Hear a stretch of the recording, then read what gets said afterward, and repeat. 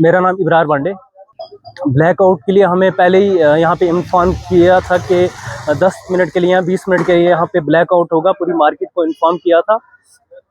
तो इससे हमारी अवेयरनेस के लिए अच्छा स्टेप लिया ये एडमिनिस्ट्रेशन ने।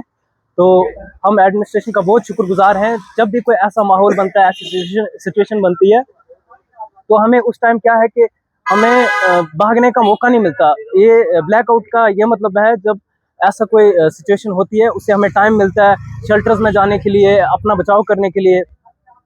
हमारा तो कुछ नहीं, हम बड़े हैं, हमारा हो जाता है, लेकिन हमारे पास बच्चे होते हैं, बूढ़े, मतलब जो भी हैं हमारे ओल्ड एज के, उनको संभालने के लिए हमें टाइम मिलता है। मेरा नाम अमर है।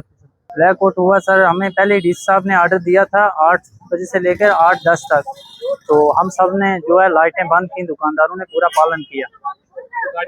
हाँ, गाड़ियाँ भी रुकी नहीं, कोई गाड़ियों की लाइट भी नहीं जली, कोई कुछ नहीं हुआ। हाँ, सायरन की आवाज़ें भी सुनाई दी। जब सायरन बजे तो ना डर नहीं महसूस।